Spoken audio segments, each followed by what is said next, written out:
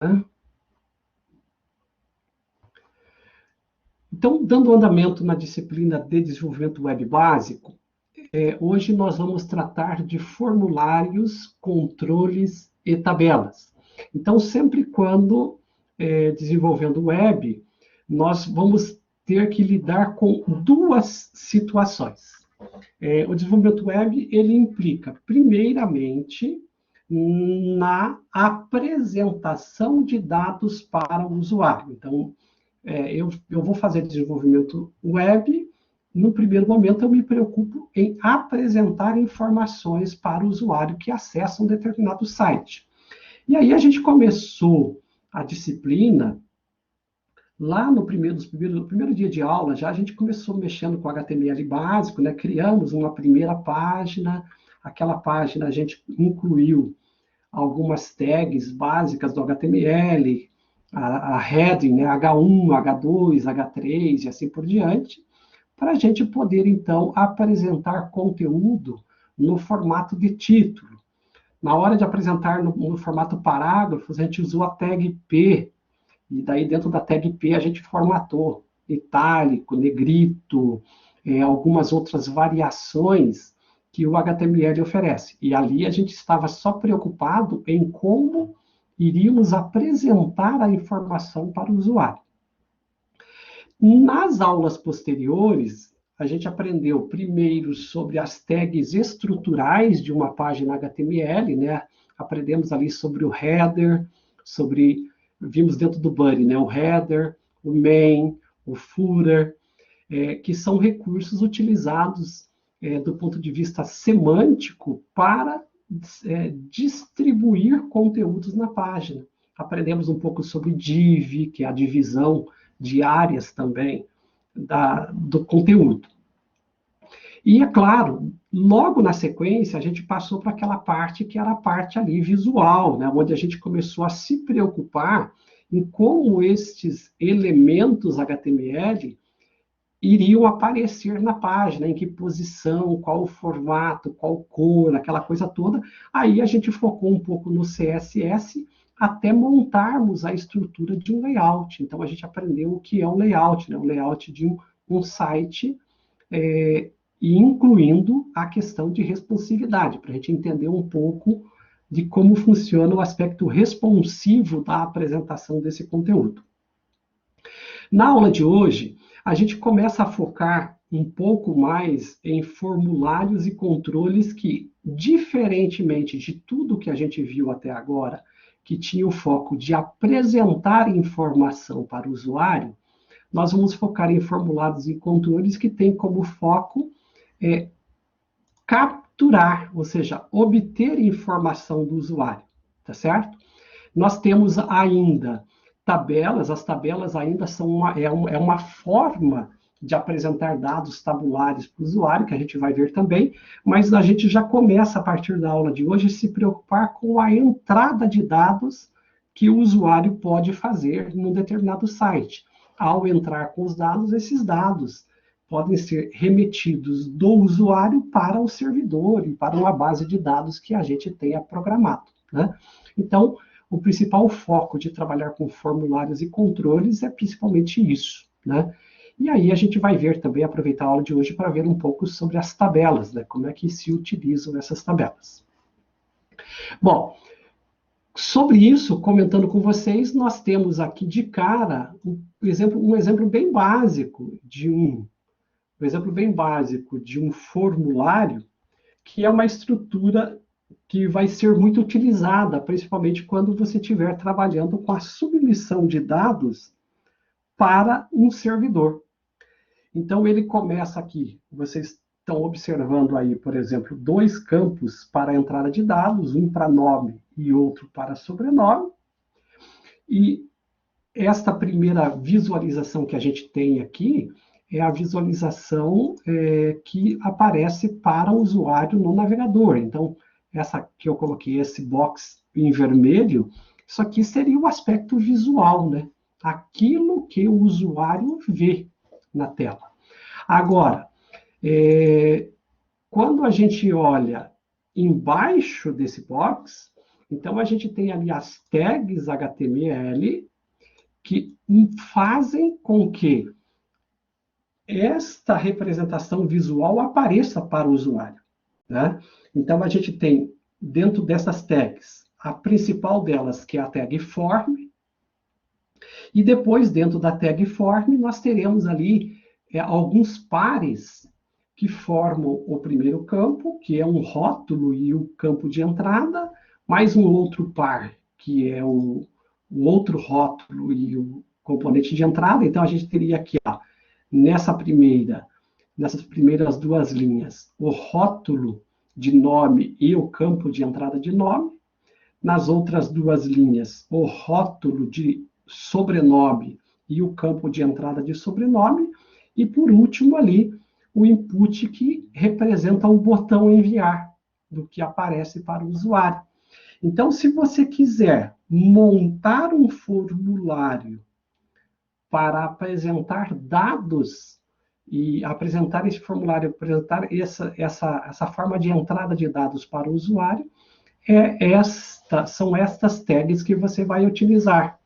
São elas: form, label, input, que são as tags principais para a montagem de um formulário. Tá certo? É óbvio, quando você olha para isso aqui, você está pensando no formulário mais básico possível, né? Mas ele já é suficiente para você ter uma ideia de como é construído o formulário. E outra coisa interessante é você pensar assim. Então, tem dois aspectos importantes de ser considerado aqui. Primeiro, é esta assinatura inicial que a gente tem aqui do form. Nesta assinatura inicial, vocês vão ver que tem dois métodos aqui, dois atributos aqui, o method e o action. O method informa como é que você gostaria de enviar essa informação para o servidor. Então, normalmente o padrão é o método post. A gente vai aprender sobre isso um pouquinho mais adiante, aí nas requisições, né? Quando a gente estiver trabalhando com requisições HTTP, a gente vai entender isso. E a action é para onde eu quero direcionar no servidor. Então, eu posso dizer que eu quero mandar para o servidor utilizando o método post, e action seria o endereço para onde eu quero que isto seja submetido ao servidor. Então, esta assinatura básica de um formulário a gente vai aprender aí nas próximas aulas, à medida que a gente for avançando na disciplina, tá certo? Então, essa é a primeira situação. Outra coisa é que, assim, que embora a gente seja muito comum o uso deste tipo de campo, que você faz entrada de dados, e este tipo de campo é este tipo aqui chamado type text, tá? Então, esse tipo de entrada de dados é do tipo text. No HTML, a partir do HTML5, não é exclusivamente no formato text que você vai mandar os dados para o servidor. Embora possa chegar lá como texto, mas você vai ter outros padrões que você pode utilizar para fazer essa formatação do campo de entrada de dados para o usuário, tá? Então, eu diria para vocês, a gente tem aqui, ó, só para vocês terem uma ideia, algumas, nem todas estão aqui, algumas das variações que este campo input pode assumir. Então, a gente tinha visto ali text, ó, mas observe que ele tem aqui vários outros types que a gente pode aplicar no campo, na tag do tipo input, para que ele apresente dados, né, para a forma de entrada de dados para o usuário final, tá bom? Então, já se percebe, né, que a gente tem, principalmente considerando que estamos utilizando HTML5, várias outras possibilidades que o HTML, na sua forma original, ainda não oferecia para a gente, né? E isso aqui tem um impacto muito grande, principalmente na forma como o usuário vai fazer a entrada de dados. Bom, Tendo visto que nós temos essa tag, que é a tag do tipo input, e ela tem outras variações, eu tenho aqui um formulário ó, com alguns tipos de controles, né, que vão ser ora utilizando input, ora utilizando outros tipos de componentes. Então, por exemplo, aqui neste formulário HTML, nós temos, primeiro, o formato text, input do formato text aqui para a entrada do nome. Depois, nós vamos ter um input no formato e-mail aqui para a entrada de e-mail. Vamos ter aqui um input do tipo tel, para fazer a entrada do telefone. Aqui um outro do tipo text, e aqui surge outros componentes que não são mais feitos no estilo, esse aqui já não é feito mais utilizando input. Ó. Então, além do input, nós teremos outros controles, outras tags que vão nos ajudar a montar esse tipo de controle. Este do CEP é do tipo input utilizando number, e por fim, aqui mais um tipo de controle que não é do tipo input, esse aqui é do tipo check. Então, nós temos o select e o tipo checkbox, né? Que é um outro modelo de entrada de dados. Então, quando produzindo um formulário, embora eu tenha mostrado aquele mais básico lá, não necessariamente ele seja apenas isso, né? Ele seja apenas o input, ele vai ter outras tags. E estas outras tags, eu tenho aqui, ó, pelo menos algumas listas dessas tags que são usadas para a construção de formulários. Tá? Nós temos aí das mais conhecidas, então, a própria form, que já é usado, a input e label. Então, essas daqui a gente viu naquele primeiro momento que eu mostrei para vocês. Para fazer a criação daquelas listas suspensas, a gente tem o select. Quando fazendo a criação daqueles botões, né, nós temos o radio button, nós temos o checkbox, então a gente vai ter outras variações que nem estão aqui nessa lista. E é claro, todas essas tags a gente normalmente não utiliza com frequência esse conjunto de tags, mas é bem legal vocês terem acesso a algumas delas, assim, principalmente as mais utilizadas, para poder fazer o trabalho aí de vocês, né, de construção de um website. Tá ok? Então, o que eu vou fazer com vocês agora é compartilhar a minha tela para apresentar para vocês uma amostragem geral, assim, de uma amostragem geral de vários controles, né, que já estão, eu já tinha deixado pré-definido para a gente poder trabalhar na aula de hoje. E esses controles, para quem pegou no início da aula, aí eu comentei, eles estão disponíveis lá no GitLab, né, nesse endereço que está aí no site para vocês, tá bom? Então, quem quiser abrir esse código, dar uma olhadinha, fique à vontade lá. Eu vou falar, Felipe, depois ali, eu tenho uma hora que eu faço uma comparação, tá? Entre o checkbox e o datalist para mostrar para vocês um pouquinho a diferença dos dois, tá? Então, eu vou mostrar nesse exemplo aqui que eu vou apresentar agora. Deixa eu só compartilhar a tela, e aí já fica mais fácil de falar com vocês, só um pouquinho. Tcharam.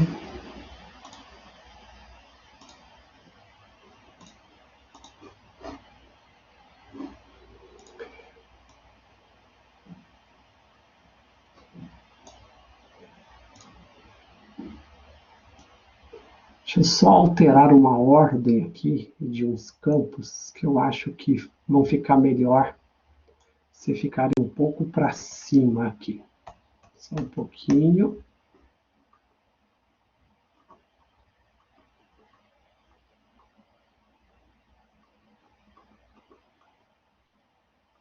Muito bem.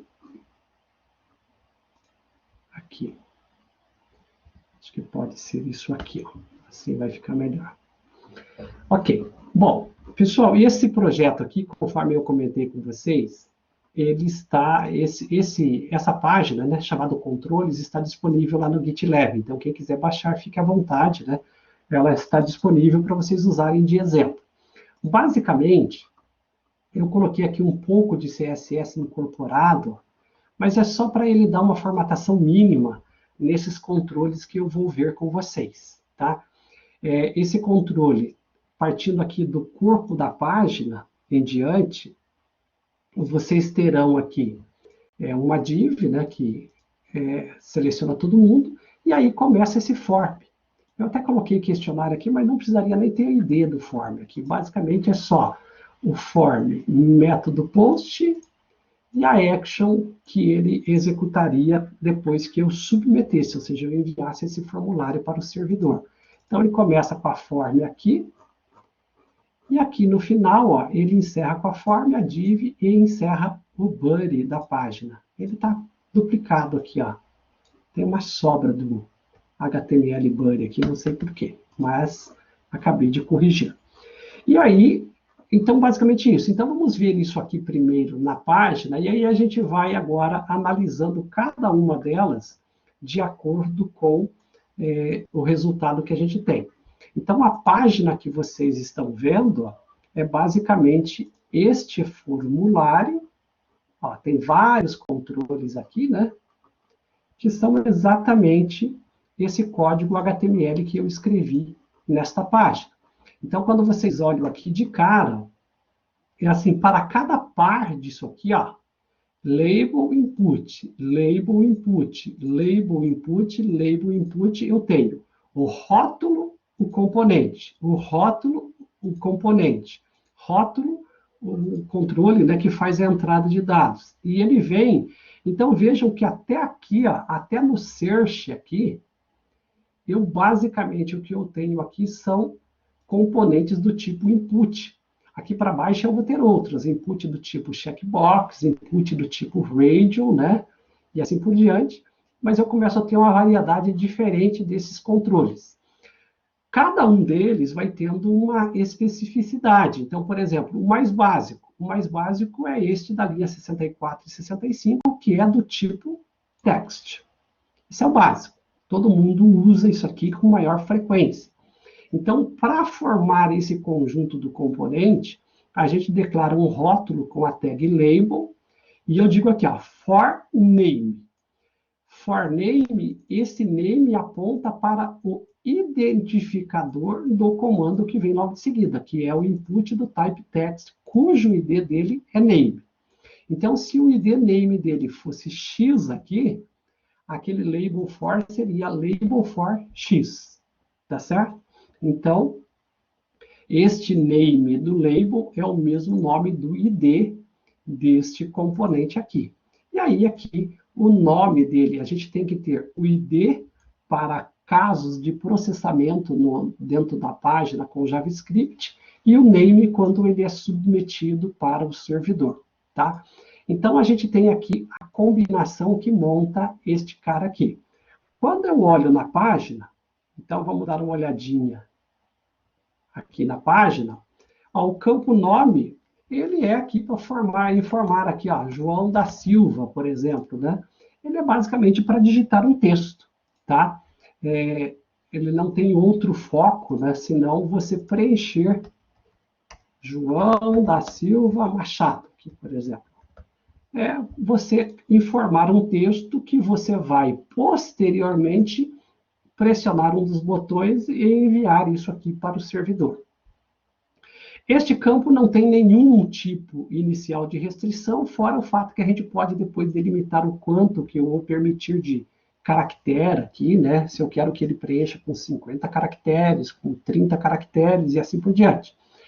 Agora, os campos, alguns dos campos que você tem, por exemplo, igual o e-mail, ele já tem algumas validações. Então, por exemplo, o e-mail, se eu colocar qualquer coisa aqui, ó, ele não aceita qualquer coisa. Por quê? Porque o e-mail ele já é um campo mais específico. Tanto que se eu tentar submeter aqui, ó, vim aqui no final e cliquei esse botão, ó, veja o que ele faz. Ó, ele já joga uma mensagem. Ó, inclua um arroba no endereço de e-mail. Então, eu poderia até fazer isso aqui, qualquer coisa, arroba. Aí ele já vai entender que isso aqui seria um e-mail, mas ele normalmente vai ter já alguma mensagem, né, para poder validar se o que você colocou aqui é um e-mail. No caso de website, ele é feito para você informar, por exemplo, globo.com, ou colocar aqui http://www.globo.com, poderia ser, por exemplo. Ó. Então, é uma forma de você preencher. Como apresentam-se a diferença desses três lá no código? Olhando aqui, o tipo e-mail, você põe type e-mail, o website lá, type URL. Até aqui, esses aqui não causam grandes mudanças. Agora, quando você coloca aí o type number, por exemplo, ó, que é o próximo aqui, aí você olha, você já vai perceber que é uma mudança significativa nesse componente. Por exemplo, se eu tentar digitar texto aqui, ele não digita, ó. Ele não aceita que eu digite texto, tá? E ele acrescenta esses botõezinhos aqui dentro do campo, ó, no final, né? Então, este campo só aceita números, tá? E quando eu abrir, se eu abrisse isso aqui com um smartphone, por exemplo, e eu ganhasse foco nesse campo para digitação, no caso do smartphone, ele já traz o teclado numérico, para facilitar, então, a digitação da informação pelo usuário. Então, ele tem isso. E ele já acrescenta esses botões para caso você queira fazer aqui o incremento, ó, você poderia clicar aqui e fazer um ajuste na numeração pressionando esse botão aqui, tá? Este botão de incremento, ele pode sofrer influência desse step que tem aqui, ó. Então, se eu colocasse aqui de 10 em 10, por exemplo, ó, cada vez que eu vier aqui e colocar um número, ó, coloquei um número, aí, opa, fiz alguma coisa errada, deixa eu ver. Ah, eu tirei o type number aqui, daí não dá, né? Aqui, vamos lá, voltei, ó, coloquei o número 1. Aí, como eu coloquei para 10 lá, ó, ele vai incrementando de 10 em 10. Ó. Veja que ele mudou o jeito de incrementar ali, com base nesta configuração que eu fiz aqui no step. Poderia manter 1 ou colocar n, que é nenhum, né? E aí ele já vai voltar para o padrão dele. Com isso, qualquer número colocado nesse campo incrementa de 1 em 1. Ok? Aí está, incluindo números negativos. Né?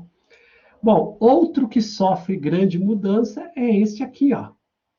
Então, veja que ele já tem um dia, mês, ano aqui. E ele colocou um calendáriozinho aqui no final. Esse aqui já apresenta um calendário, ó, que você pode selecionar a data e ele fazer o preenchimento para você. Ó. Tá ok? Então, é um componente já com muitos outros recursos, né? E quando eu olho para esse calendário, se vocês olharem, ó, ele não permite com que eu selecione hoje aqui, né? Ele só vem até dezembro de 2020. E quando eu olho aqui para ver todos os anos disponíveis, ó, ele só vem até o ano 2000 também. Ó. Então, ele só permite com que eu selecione até o dia 1º de 2000. Ele não me permite selecionar anos anteriores a isso aqui. E por que que ele fez isso? Porque lá na hora de declarar esse componente, né, esse controle, eu declarei para ele. Ó, ele é um input do tipo date, cujo ano mínimo é 1/1 de 2000. E o ano máximo é 31/12 de 2000. Ó. Então, isso aqui criou restrição no que é possível informar de campo dentro da data. Se eu tirar o next aqui e salvar, quando eu volto lá, veja que agora eu clico aqui, o hoje já está disponível, e ele já colocou abril de 2021 aqui. Então, se eu clicar no hoje, ele já coloca a data de hoje. Ó.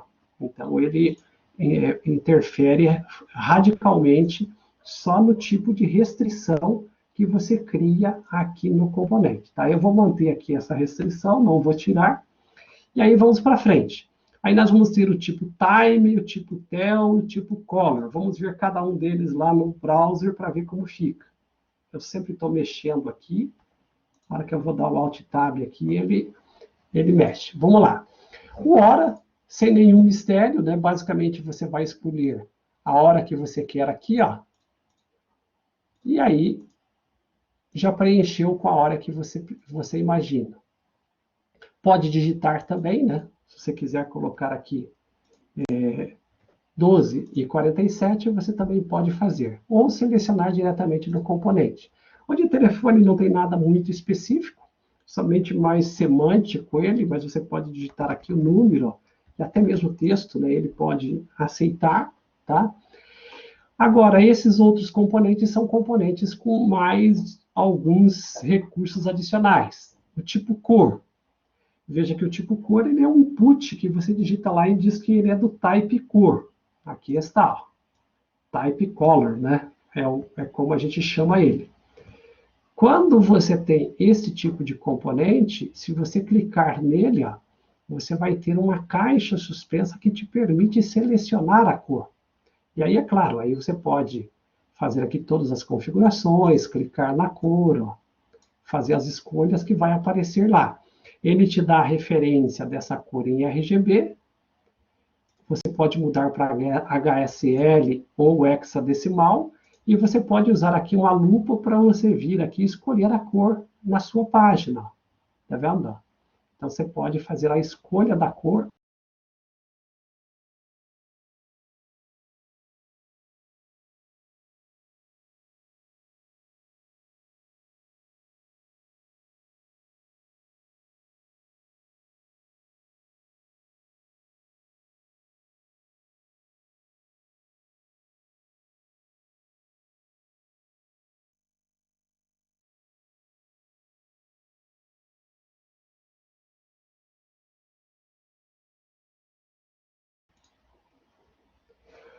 Parece que esse controle derrubou o meu navegador, não foi?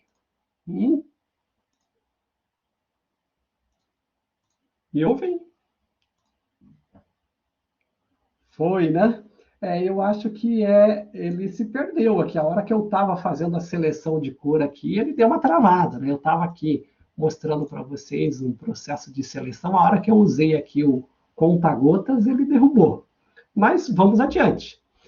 Depois que você selecionou aqui, se você selecionar X, por exemplo, ele vai ter esse código e terá uma forma lá através do JavaScript ou mesmo na hora de submissão para você mandar essa referência de cor para o servidor, né?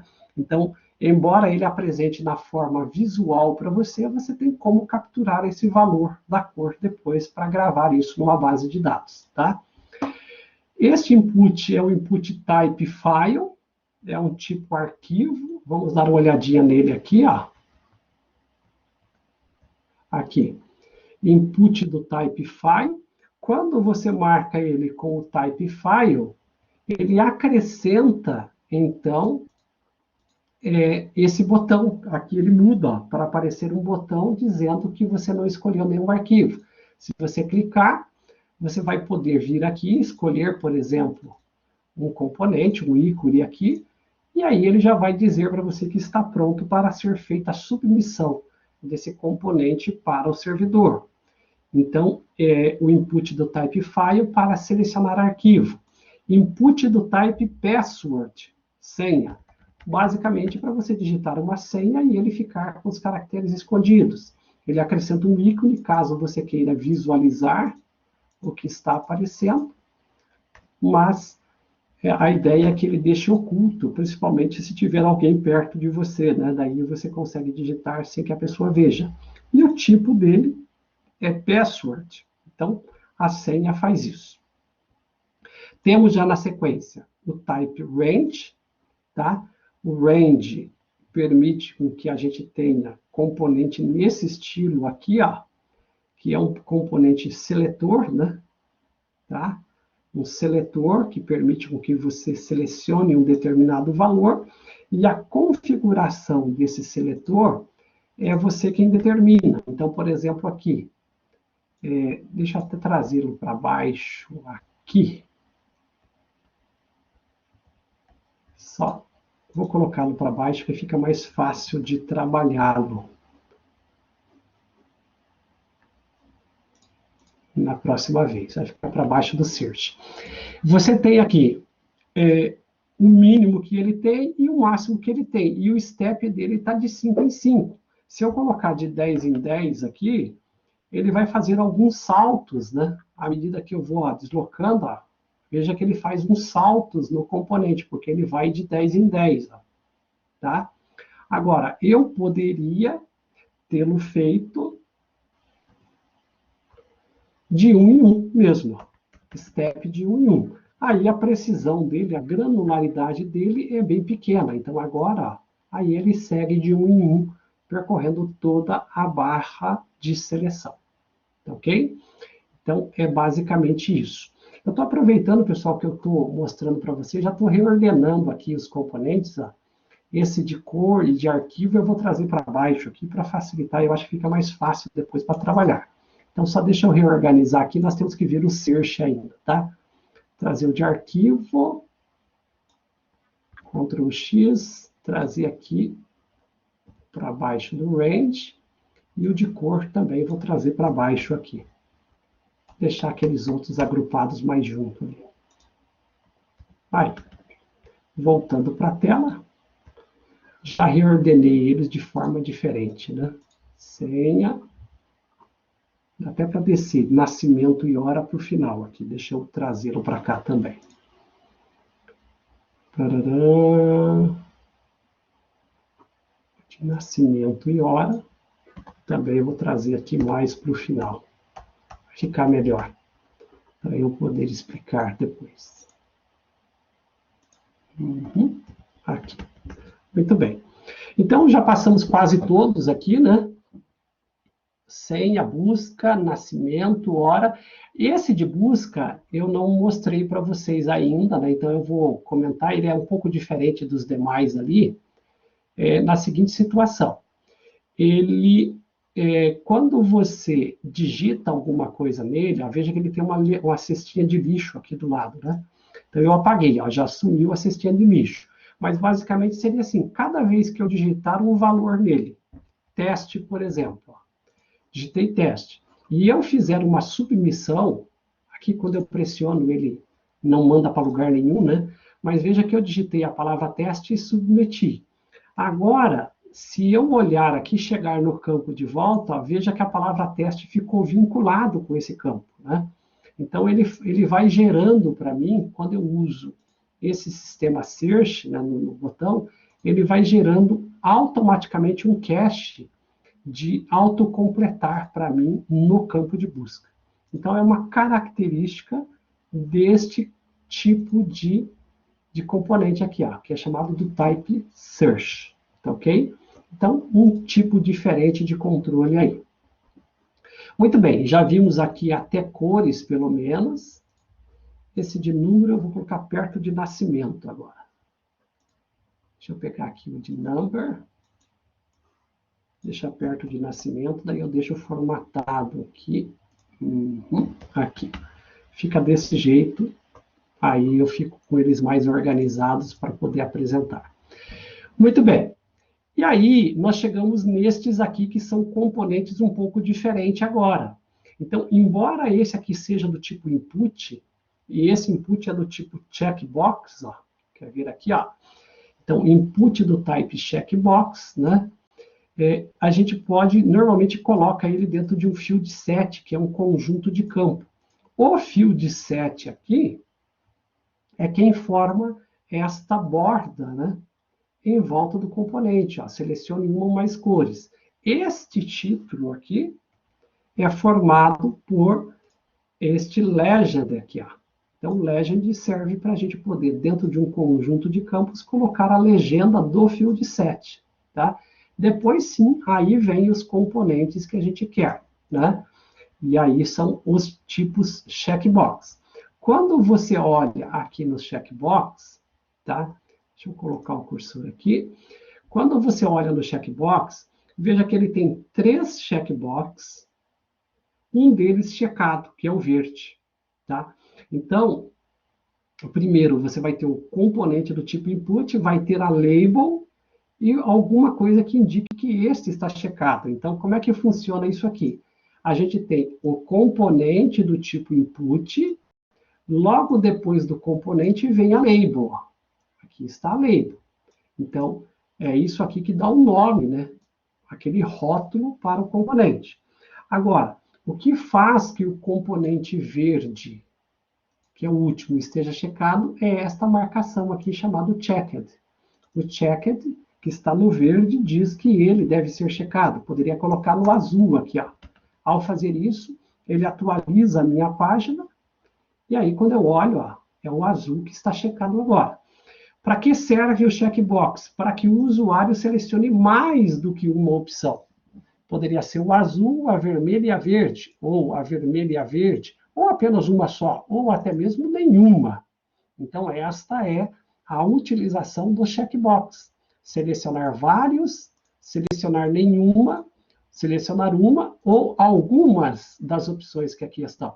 Então, esta é a utilização do checkbox. O que é diferente do Radio Button, né, das caixas de seleção única. Então, o Radio, ele também tem a opção Checked, a opção que está é carne, mas o usuário poderia clicar em pizza, e ele alterna para aquele que eu clico. Mas só é permitido para o usuário fazer a seleção de um único componente, né? Uma única coisa. Então, ele só pode fazer a seleção de um único item, uma única opção aqui, tá bom?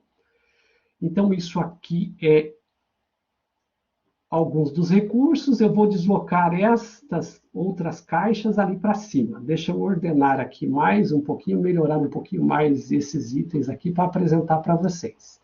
Então, venhamos aqui. Pode falar.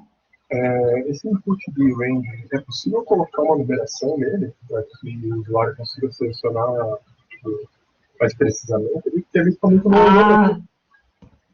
Ele não tem especificamente nele um componente específico, uma configuração específica para que você apresente a numeração. Mas você pode colocar uma caixa ao lado, por exemplo, não precisa ser hiding, e ir atualizando à medida que você desloca o range, entendeu? Só que aí você vai adicionar JavaScript para poder fazer esse recurso daí, mas é possível sim. Tá? Então dá para mexer sim, tá bom? Deixa eu trazer esse componente, eu acho que aqui, eu coloquei os field sets, né? Eu vou colocá-lo aqui, vamos ver como fica ali. Voltando. Não, já era para ter mudado de posição, por que não mudou? Ah, eu dupliquei. Então veio para cá.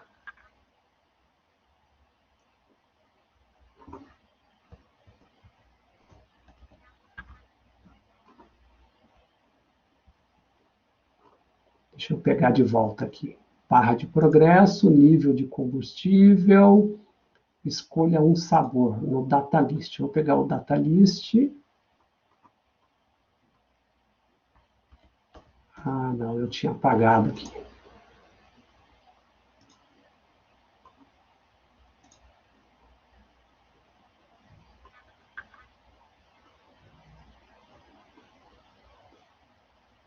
Qual sua refeição favorita? Vou colocar aqui nesse label também. Vou repetir aqui. Field set.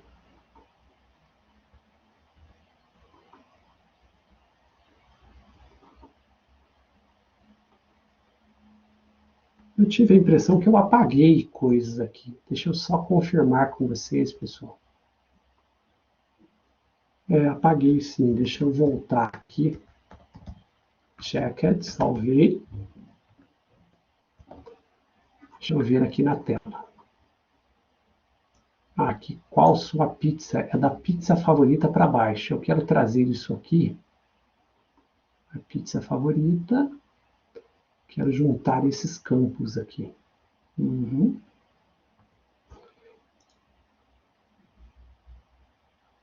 Sua refeição, barra de progresso, aqui está. Sua pizza favorita, até datalist aqui. Esse aqui. Agora deu. Uhum. Isso aqui eu quero trazer aqui perto dos field sets aqui. Vamos ver agora como ficou. Aqui, qual sua pizza favorita? O múltiplo. Uhum. E aí, esse aqui permite selecionar vários. Então, eu vou colocar aqui esta label para pizza 2. Para pizza 2. Quais são suas pizzas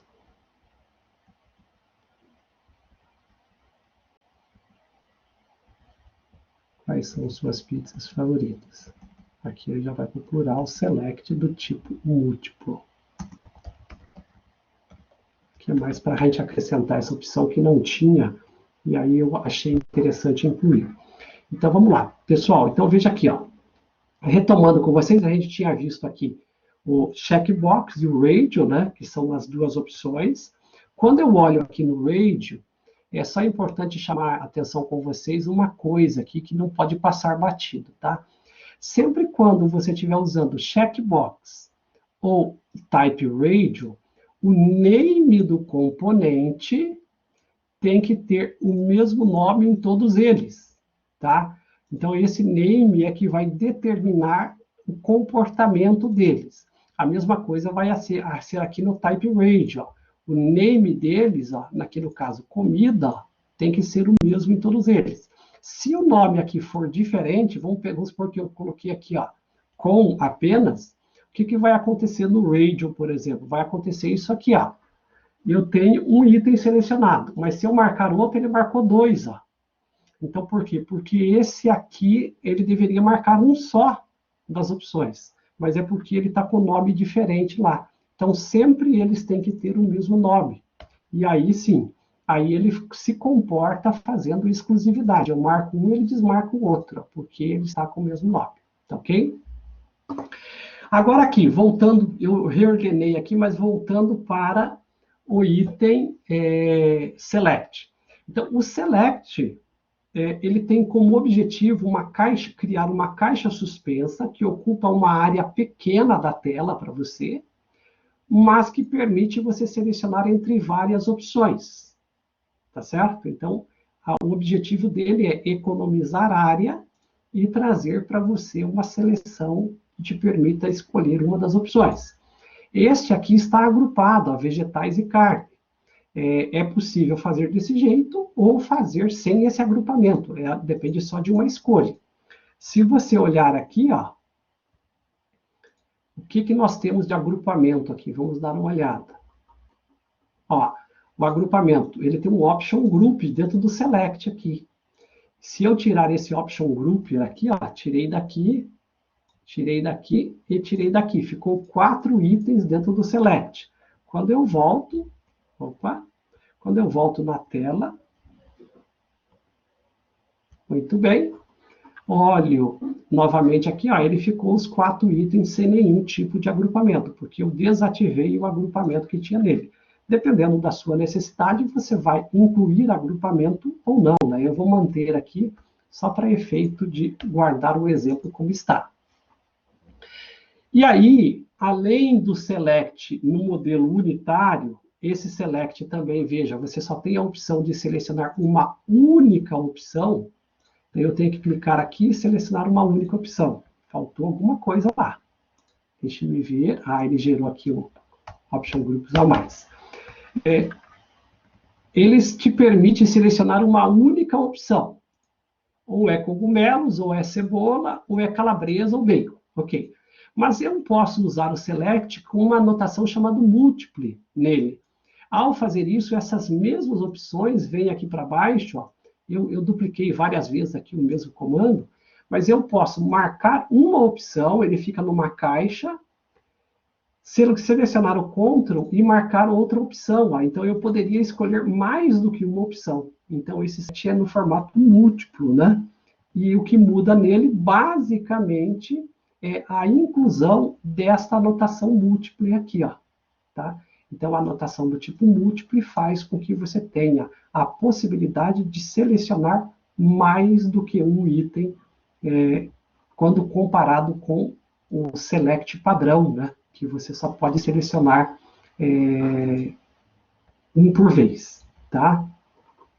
Aí daqui a gente avança, vamos direto aqui para a barra de progresso e o nível de combustível.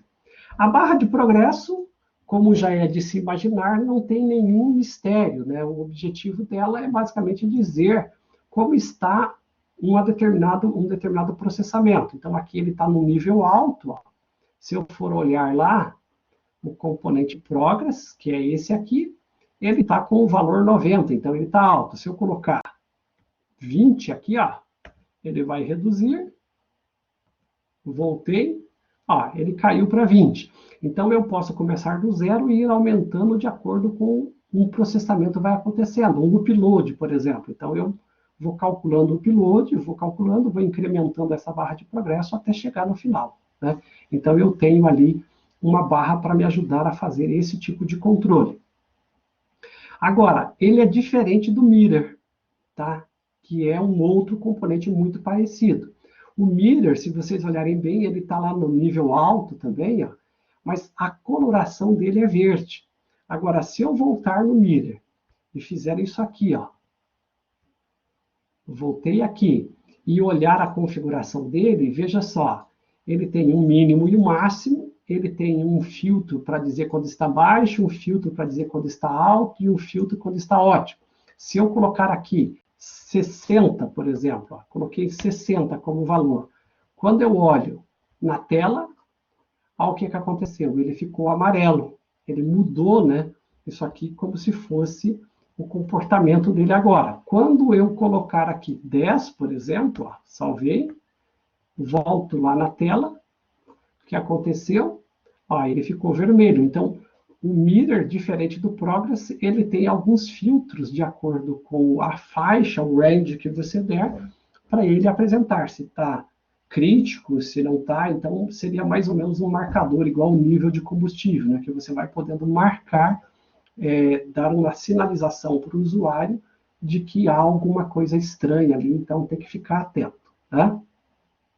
Por fim, sem mistério aqui, o campo de text area. Text area, como já dá para imaginar, é um campo onde você vai digitar uma quantidade grande de texto, normalmente de múltiplas linhas, né? Então, ele não tem mistério. É um campo onde você pode fazer entrada, você pode delimitar o comprimento do texto também, mas normalmente é para você colocar mais do que uma linha de texto. O campo text area, ele tem esse comportamento, assim, ele pode ter a barra de rolagem, dependendo da quantidade de texto que tiver. Então, ele acrescenta, né, para o componente de texto, algumas opções que os campos normais não têm. Então, ele tem barra de rolagem, permite com que você redimensione a janela para você poder trabalhar um pouco melhor, de acordo com o espaço que você tenha na tela. Então, esse é o objetivo do text area. Ok? Então, chegamos aqui. Você pode determinar linhas, colunas, a quantidade que você quer também. É o comportamento natural desse tipo de componente. Bom, dito isso, basicamente, nós temos aqui, para finalizar um pouco da visão geral de componentes, os componentes do tipo input que geram botões. Então, do tipo input que geram botões, nós temos o type reset, o type button e o type image. Tá? Como funciona primeiro o mais básico? O type reset. O type reset, ele cria esse botão aqui que eu chamei de limpar. O que ele faz? Se eu tiver aqui digitado, preenchido vários campos na minha página, eu estou colocando qualquer coisa aqui, tá? Fui preenchendo.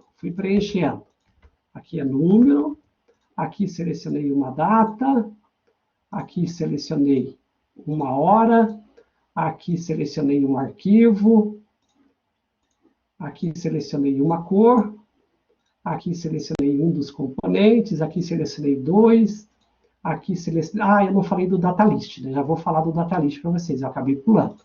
Marquei aqui, selecionei, ok, e digitei um poema. A função desse botão, pessoal, é limpar todos os componentes, voltar ele ao estado inicial, como se eu não tivesse preenchido nada. Então, normalmente fala-se que esse botão você tem que fazer ele muito pequenininho na tela, né? É bom você colocar, mas sempre quando você colocar ele bem pequenininho, porque a hora que eu pressionar aqui, o que aconteceu? Apagou o poema, desmarcou tudo que eu tinha selecionado e apagou todos os campos de texto da página. Tá? Então, o Type Reset, né, ou limpar, é justamente para limpar todo o formulário. Então, muito cuidado na hora de programar esse botão, que acidentalmente, se o usuário pressionar, ele apaga tudo que tem nos campos. Né? Eu tinha pulado aqui, eu falei para vocês, alguém tinha me perguntado sobre o datalist, que é o Felipe, né, Felipe? Aqui, ó, o datalist. Qual é a diferença, pessoal, do datalist para o combo box, né? Que é a caixa suspensa. Na caixa suspensa, você tem aqui uma quantidade de opções, e no datalist você também tem as opções. Ó. Vamos dar uma olhadinha no meu datalist lá, vocês vão ver que foi preenchido lá no código, né? Vou colocar aqui, datalist. Vamos procurar. Form method. Aqui, ó. Esse é o datalist. Eu vou até colocar ele perto da caixa combo, lá em cima. Ó, que daí fica mais fácil de explicar os dois juntamente. Aqui. Aqui, ó. Uhum. Então, veja. No caso da caixa combo, que é o select, ele tem aqui algumas opções. Ó, cogumelos, calabresa, bacon e cebolas. No caso do datalist, ele tem alguns valores, ó, chocolate, coco, hortelã, morango e tal. Então, no primeiro momento, aparenta que eles não têm nenhuma diferença, né? Mas, no fundo, o datalist, ele se comporta como se fosse um input de texto, ó. Tanto que você tem aqui, ó, input, né? E você aponta para a sua lista. Ice Cream Flavors, aqui, ó. Então, ele está apontando para cá. Ele aponta para a lista. Quando eu seleciono dessa lista, ele preenche aquele input de opções lá. Agora, se você olhar bem, ó, quando eu volto na tela, o que muda? Então, do datalist em relação a isso aqui. É que, ora eu tenha uma caixa de opções aqui, igual eu tenho no drop-down aqui, eu posso selecionar um dos itens da opção que eu tenho, mas eu não sou obrigado, eu posso digitar outra coisa aqui. O que não é possível fazer no caso do combo box, né, do select aqui. Ó. Eu não posso digitar aqui. Eu posso selecionar da lista suspensa ou fazer o preenchimento com alguma coisa que eu queira. Tá bom? Então, basicamente, eu diria que essa é a distinção entre eles. Tá bom, Felipe? Acho que isso aqui talvez explica um pouquinho do que você queria saber ali, né? Eu vou aproveitar que eu reorganizei aqui, vou terminar de reorganizar minhas coisas. Vou subir, vou descer o carregar aqui, e se selecionar lá perto da barra de progresso. Acho que isso vai dar uma nomenclatura melhor aqui para eu poder explicar melhor posteriormente. Então, o file, o range, o file, Ctrl C, X. Vou colocar aqui perto do progress. Uhum. Muito bem. Vamos rever isso aqui.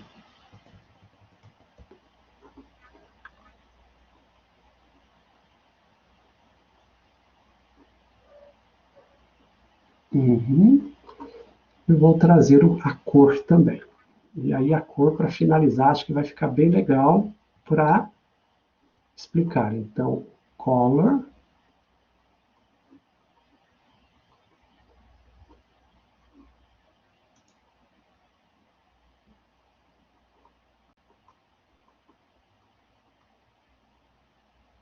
Selecione uma cor.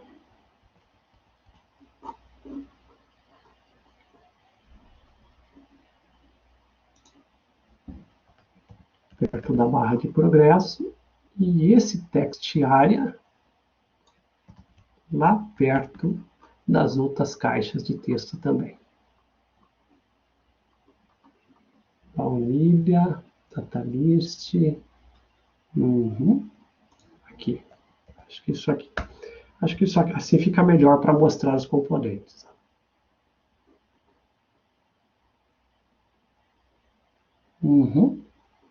Uma ordem melhor de apresentação. Muito bem, terminando aqui a parte de botões, pessoal, então fica assim, ó. Nós vimos aqui a parte do limpar. Este botão limpa todo o formulário. Este input do tipo button, veja que eu estou clicando nele e não acontece nada. Esse botão ele é muito utilizado principalmente para fazer programação JavaScript, que você quer vincular uma função nesse tipo de botão, tá? Então, ele não tem nenhuma ação pré-definida na configuração HTML. Ele é este botão aqui, ó, input, cadê? Ó, input do type button, tá? Então, sempre quando você colocar um input do type button, ele não tem nenhuma ação vinculada, então ele não realiza nada num primeiro momento. O que é diferente dos outros três. Este input que é do tipo image, esse que é do tipo submit e este button submit. Então, vamos ver aqui ó, a propriedade deles. Então, eu tenho um input do type image, um input do type submit e um button do type submit. Então, os três realizam submit. Mesmo o type image, que não é do tipo submit, ele também faz. Você basicamente vincula uma imagem dele, né? Mas se eu vier aqui, ó, e pressionar, por exemplo, o botão imagem aqui, ó, observe que, diferente desse que não faz nada, olha o que aconteceu. Ele submeteu o formulário. Isso vai acontecer com os outros demais aqui, ó. Ambos submetem o formulário para o endereço que foi especificado, tá? Então, assim, poderia me perguntar, por exemplo, o image é porque eu posso querer utilizar uma imagem no botão submit, então eu posso colocar direto. Mas qual a diferença entre esses dois aqui, né? Se os dois são apenas botão. Basicamente, este aqui, que é do tipo input, você não tem como especificar aqui nenhum tipo de formatação mais específica para esse texto interno, dá muito trabalho para você fazer. E o button do type submit, você pode ver que está negrito aqui, ó. Então, ele permite com que a gente faça aqui a inclusão de recursos de formatação. Então, a diferença fundamental dos dois é essa. A função dos dois é submit do mesmo jeito, só que no caso do button, ele permite que eu coloque o texto dentro das tags e eu faça formatações adicionais no tipo button, tá? Enquanto que o type submit você tem que passar no velo, então para você formatar isso aqui, você teria muito mais dificuldades. Tá bom?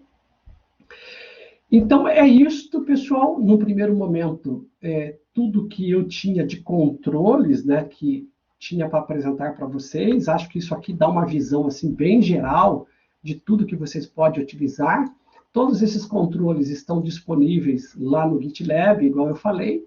E aí eu quero mostrar para vocês aqui, para fechar, mas a utilização desses controles em dois formulários que são responsivos, tá?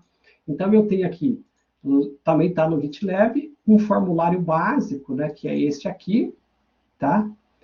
E depois a gente vai ter um aqui com Flexbox. Então, esse básico, deixa eu rodá-lo aqui para vocês já verem a cara dele primeiro, ó. Deixa ele abrir aqui.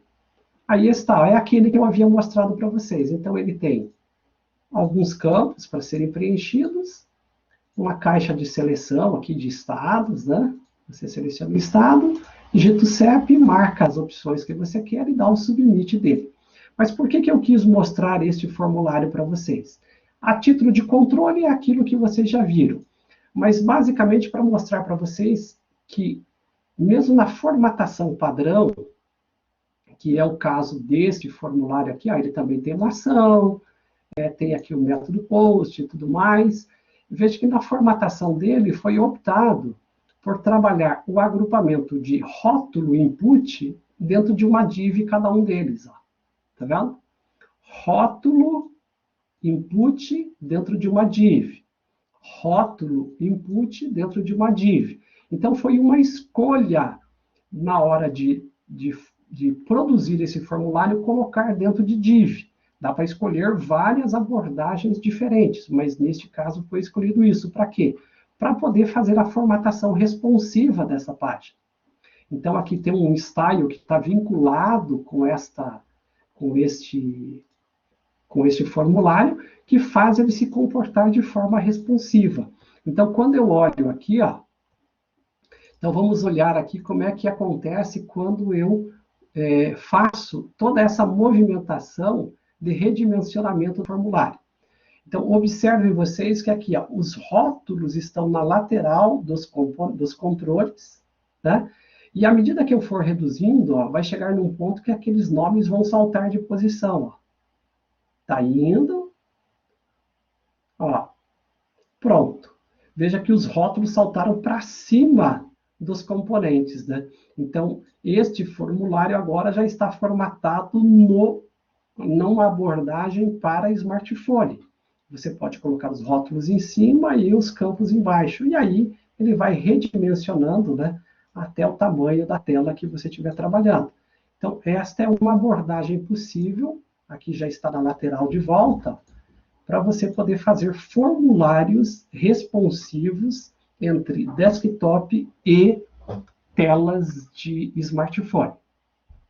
Um outro mais complexo, tá?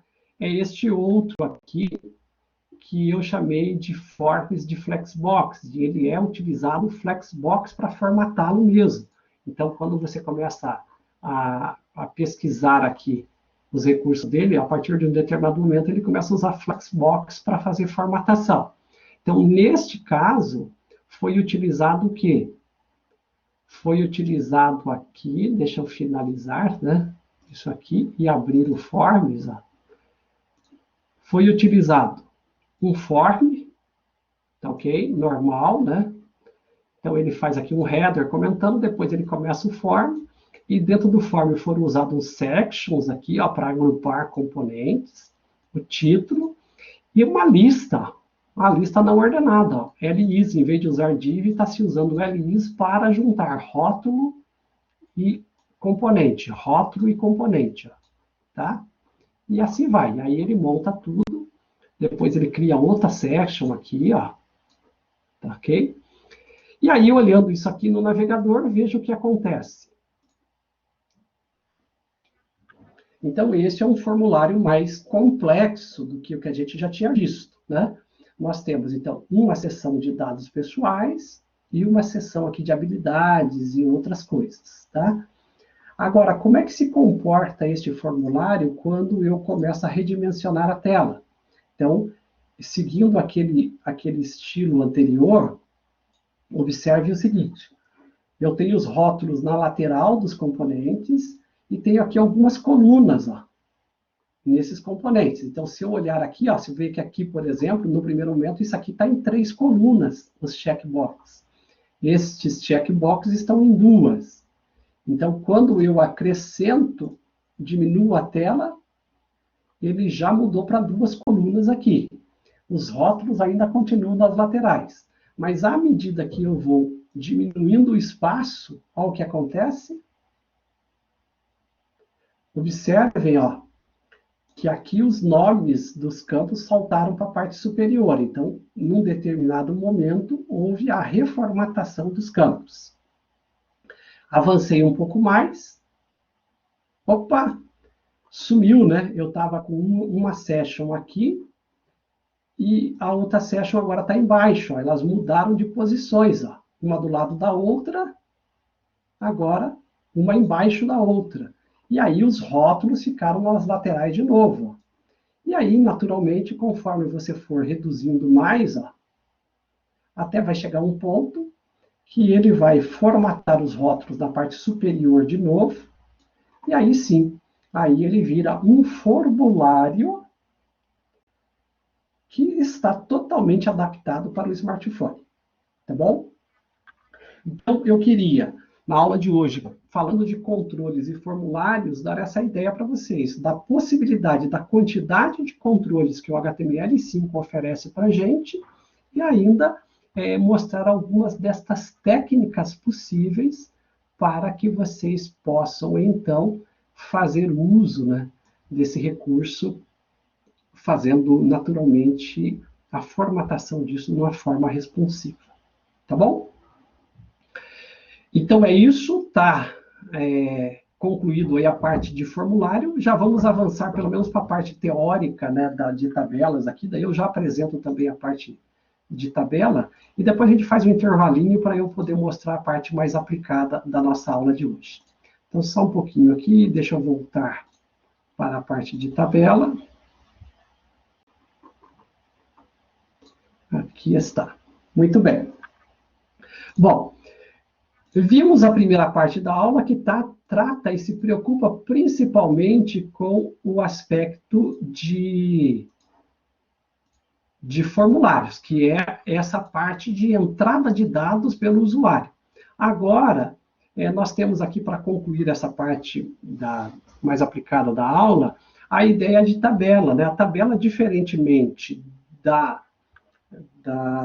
do form, ele também tem como papel principal a apresentação de dados. O objetivo dele não é fazer entrada de dados, embora dê para fazer tabelas editáveis, a gente pode fazer isso, que o usuário possa alterar dados diretamente na tabela, tá? Mas o principal objetivo da tabela é mostrar dados tabulares. O que são esses dados tabulares? Dados tabulares normalmente são dados que possuem duas dimensões, né? Aqui nós temos o sentido horizontal e esse sentido vertical. Na horizontal temos colunas, na vertical temos as linhas. E isso aqui se parece muito com uma tabela de banco de dados. E aí vem aquela pergunta, vocês já tiveram disciplina de banco de dados? Ou estão tendo alguma coisa desse tipo? O Luiz César, não.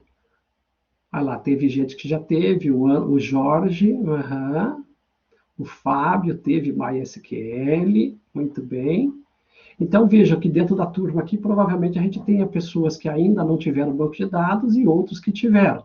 Mas, quando você estiver estudando banco de dados, aqueles que ainda não tiveram, você vai aprender lá a utilizar no banco de dados comandos DDL, né, do SQL, comandos DDL, que servem para criar tabelas no banco de dados, né? Create table. Então, é um comando que você utiliza para fazer a inclusão de banco de dados no banco de tabelas, né? E daí, quando você especifica o create table, dentro dele você especifica as colunas, né?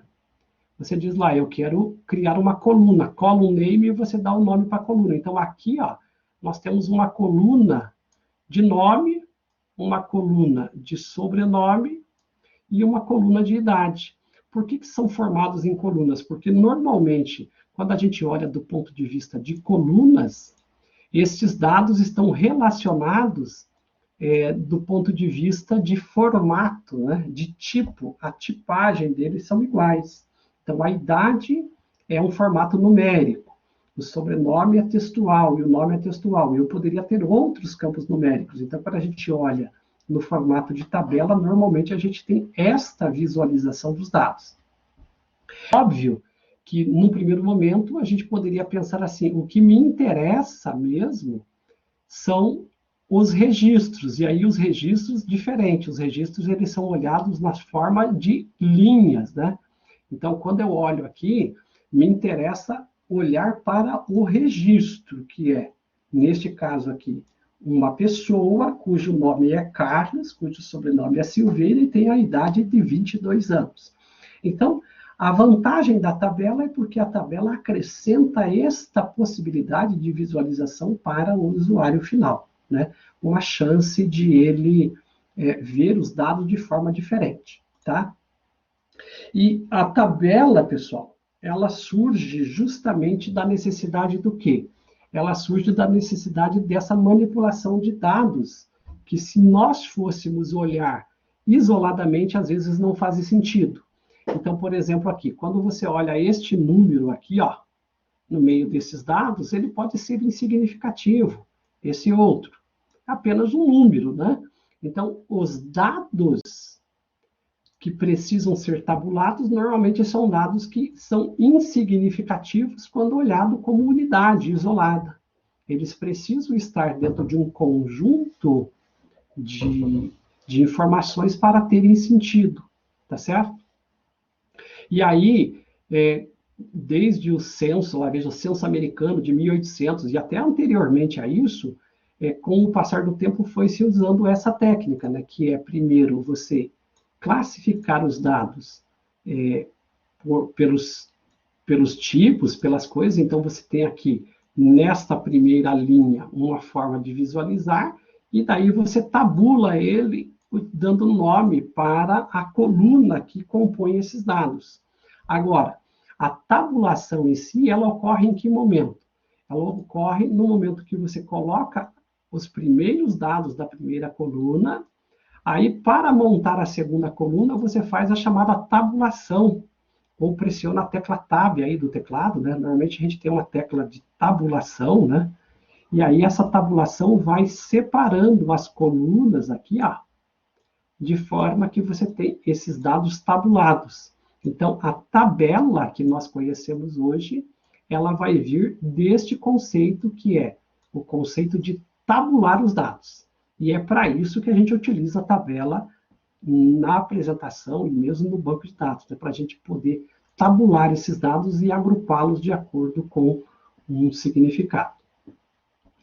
E, claro, as tabelas podem ser tão simples quanto ou complexas quanto a gente possa imaginar.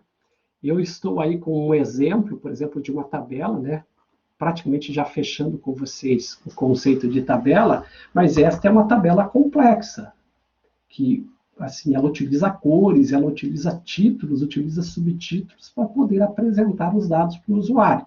Então, de cara, ela tem aqui um título, que é essa lista de preços para medicamentos. Depois, vem aqui 2 subtítulos, que são varejo e atacado. Ó, vocês podem ver que o varejo, ele faz aqui um subtítulo para 2 colunas, e o atacado faz um subtítulo para 3 colunas. Cada um desses blocos tem cor diferenciada, né? Exatamente, isso mesmo, Junialto. Então, quando você tem os dados no banco de dados, ele está organizado em tabelas lá, né?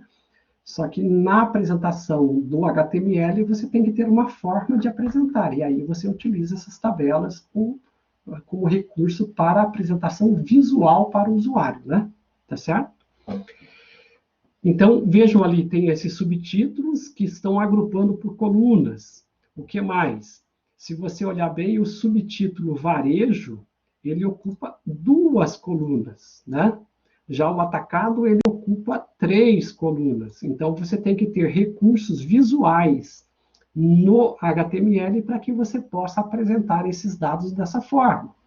Se você olhar aqui, cada linha dessa nossa tabela, ele tem uma coloração diferente, ó. Então, umas tem o fundo amarelo, outras tem o fundo branco, né? Isso demonstra o quanto você precisa de recurso. Outras coisas, eu poderia dizer que esta parte superior aqui, ó, que tem uma cor mais escura, é o cabeçalho da tabela. Esta parte mais do meio seria o corpo da tabela. E esta parte final é o rodapé da tabela, tá vendo? Então, as tabelas podem ser mais ou menos complexas de acordo com o tipo de dados e a quantidade de informação que eu tenho que mostrar. E aí, aqui, é claro, A gente tem várias tags para a construção de tabelas. A gente vai ver algumas delas depois ali, à medida que a gente for trabalhando. Mas as centrais aqui, as principais, pelo menos, naturalmente, a table, a T-head, que é para montar um cabeçalho, a T-body, que é para montar o corpo, a T-foot para fazer o rodapé da tabela. E depois você vai ter a TH, que serve para criar as divisões do título, do cabeçalho, table row para formar a linha e o TD para formar as divisões do corpo e rodapé. Então, isso aqui tudo juntando aqui, vai dar aqui um exemplo de tabela. Então, olhando rapidamente, temos table, inicia, fecha a tag table. T-head, inicia e fecha a tag T-head. Temos a tag body, inicia e encerra a tag body. Temos aqui a tag foot, que é o rodapé, inicia e fecha a tag foot. Dentro de cada um deles, aí nós vamos ter aqui diferentes elementos. No head, nós temos uma table row, que é um TR, é table row, né, uma linha da tabela. E aí o TH, que são as divisões do cabeçalho. Depois nós vamos ter, no caso do body, duas linhas, TR1, TR2, duas linhas com dados distintos divididos pelas TDs, que TR é uma abreviação de Table Run, linha de tabela, e TD, Table Division, né, a divisão de células da tabela. E por último aqui, o rodapé com TD, TR e TD também para formar o rodapé da tabela. Tá, ok?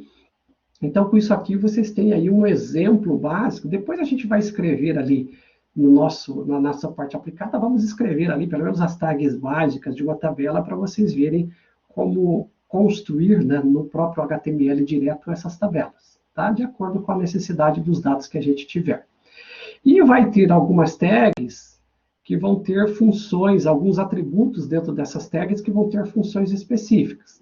Então, por exemplo, aqui, essa tabelinha que eu mostrei para vocês aí de 4 células, vocês vejam que a célula 1, ela ocupa praticamente toda a extensão das células 2, 3 e 4. Quem faz essa mesclagem de colunas é esse atributo chamado CoSpan3. Ou seja, o CoSpan está dizendo que esta célula vai ocupar 3 colunas, tá?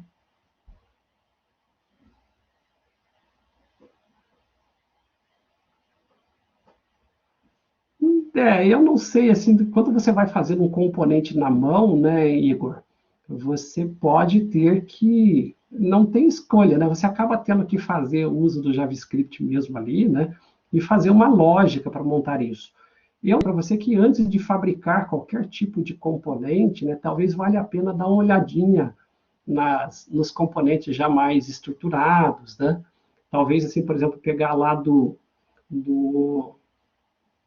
Bootstrap, né, ver se ele já tem um componente, como é que ele trabalha, outros do tipo Material, né, pegar lá os temas do Material, ver como é que ele sugere, e outros fabricantes. Mas, assim, se não havendo nada muito próximo, daí não tem jeito, aí tem que fazer na unha mesmo, né? Pegar lá e ir bolando uma forma de fazer o processo, tá bom? Não é o processo, de maneira fácil, é só quando a coisa já está pronta, né? Quando a gente tem que meter a mão na massa e fazer, não tem muita moleza, não. Então, voltando aqui, nós temos a mesclagem de colunas, que é feito com CoSpan. Então, a célula 1 ocupa 3 células por causa desse atributo CoSpan. E para fechar aqui a parte teórica, pode acontecer de você ter mesclagem de linhas também, nesse caso, rowspan.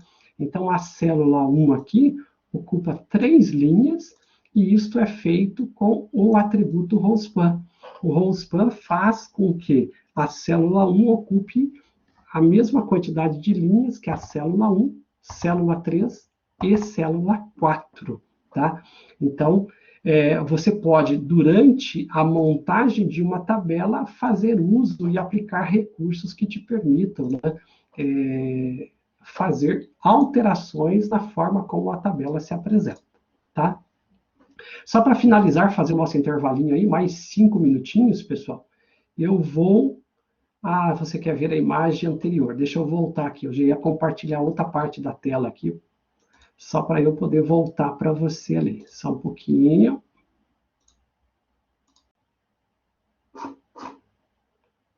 Aqui estávamos antes, era essa aqui, de células, né? Certo? A gente tinha visto aqui que a célula 1 ocupa a mesma quantidade de colunas, tá? Que a célula 1, 2 e 3. E isso ocorre por causa desse atributo cospan, que diz que ele deve ocupar 3 colunas, né? Certo? Então, cospan para coluna e rowspan para linha. Row é a palavra que representa a linha, né? Junção de linhas, tá bom? Então é isso. Só para a gente finalizar aqui, pessoal, e voltar agora, e daí fazer o nosso intervalinho, eu vou mostrar para vocês aqui aquela tabela que eu mostrei no início, mais complexa, né? Essa tabela está disponível lá no GitLab para vocês, ela é o exemplo 1 também, tá? E ela começa com table, ela tem aqui ó, o t-head, que eu mostrei para vocês lá, que é o cabeçalho, tem o t-body, que monta o corpo dela, e o t-foot, que monta o rodapé dela. No t-head, eu tenho o table row, que é o tr para montar a linha, algumas tds e uma th para montar a linha. Aqui eu tenho várias THs para montar a divisão do cabeçalho. E quando eu venho no body, eu tenho várias T-ROMs, essas table rows, né? E dentro dela as células que dividem os valores, a table division TD. Table row, table division e assim por diante. Para montar a tabela, e aí chego no rodapé, T-foot, tenho uma table row, uma table division e as outras para montar essa tabela. Vamos ver essa tabela de forma visual primeiro, ela já está estilizada, né? Quando eu abro no servidor aqui, na minha página, aí eu tenho aqui esta tabela, que é aquela que eu tinha mostrado para vocês. E veja que ela é formatada de forma bem interessante, porque ó, a coluna item fica numa cor, a coluna varejo fica em verde e atacado fica com o fundo em amarelo. Então, cada uma ocupa uma cor diferente. Eu poderia pegar o atacado aqui, vamos mudar um pouco a formatação dele, colocar um outro tom aqui, ó. Deixa eu achar aqui um... Deixa eu ver aqui, item retail case, aqui, ó. É essa cor aqui, vamos colocar uma cor diferente aqui, mais avermelhada, só para poder destacar melhor lá. Quer ver? Ó, observe aí, ó. Então, vejam, a coluna azul, que é o item, tem uma cor, varejo tem outra cor e atacado tem outra cor. E o atacado são 3 colunas e o varejo são 2 colunas, né? Então, a gente só consegue esse efeito aqui utilizando essas tags aqui, ó, que são tags chamados de congroups, ó. Essas congroups, quando colocado junto com as tabelas, permite com que você defina uma classe para uma coluna, nesse caso aqui, item, ó, essa item é que vai me permitir aplicar aquela cor azul para a coluna item. Ó. Aqui está. No caso do varejo, que é verde, do atacado, que é vermelho, ó, veja que aqui o retail está verde, case está vermelho. Só que se você olhar aqui, ó, ele é um span de 2 colunas, um span de 3 colunas. E aqui a classe que me permite, né, fazer a formatação das cores de cada uma daquelas apresentações lá. Então, eu consigo essas totalidades diferentes na tabela. É o estilo de formatação. E aí, fora isso, o restante aqui é uma produção normal de tabela. Agora, quando você olha aqui, essa tabela ela tem um comportamento responsivo. Então, como é que eu fiz o comportamento responsivo dela? Ou como é que é trabalhado o comportamento responsivo? Ele é assim, ó. A responsividade pode ser obtida de 2 formas. A mais comum na tabela é a inclusão da barra de rolagem horizontal aqui. Então, você vai redimensionando a tabela, redimensionando, até que uma hora cria-se a barra de rolagem aqui. Neste exemplo, para criar a barra de rolagem, eu tenho que tirar a responsividade de colunas aqui, só deixa eu mostrar para vocês sem esse recurso primeiro. Eu tenho um recurso aqui, uma div, chamado Table Scroll, que fica antes da tabela. Esse Table Scroll, ele abraça toda a tabela e ele é responsável por colocar a barra de rolagem. Eu não precisava de nada desses outros itens aqui, se eu não estou enganado, vou até salvar já sem. Basicamente, o que ele faz é, eu vou reduzindo a tabela, enquanto cabe o dado, ó, ele vai redimensionando. Vai redimensionando. Até que vai chegar uma hora que não cabe mais. Ó. Aí, ele faz isso aqui na tabela. Aqui embaixo, ó, observe que ele cria a barra de rolagem automaticamente ali. Ó, essa barra de rolagem horizontal. A barra de rolagem horizontal é acrescentada aqui para você poder, num dispositivo smartphone, fazer isso aqui, ó. Poder deslocar a tabela na horizontal. Então, sempre quando vocês estiverem fazendo desenvolvimento que tenha que ser responsivo, você terá que fazer uma escolha, e esta técnica da barra de rolagem, inicialmente, é a mais simples dela, tá? Então, aqui, voltando, ele volta sem a barra de rolagem. Quem faz essa barra de rolagem aqui nessa tabela é essa classe, chamada aqui Table Scroll, tá? Eu mexi no código aqui por alguma razão. Deixe-me ver aqui. Está faltando código aqui. Aqui é a palavra alto. Não sei por que está faltando um código ali, mas é overflow alto. Overflow é quem diz para ele que a hora que ele chegar num tamanho que não couber mais na página, ele cria aquela barra de rolagem horizontal. Então, para isso serve esta tag overflow. Ok? Aí, só que eu já coloquei aqui um outro estilo de formatação responsiva que vai levando em consideração o tamanho da tela, e de acordo com o tamanho da tela, eu posso apresentar ou não outras informações da tabela. Então, se eu quiser e for possível, dependendo dos dados, eu posso fazer isso aqui. Veja que eu vou redimensionando, vai sumir essa coluna item aqui, ó, em azul. Fui redimensionando, até que chegou num ponto, sumiu a coluna item. Tá vendo? Ficou só a descrição. Então, a estratégia que foi usada aqui foi, já que não cabe na tela, então esconde aquela opção.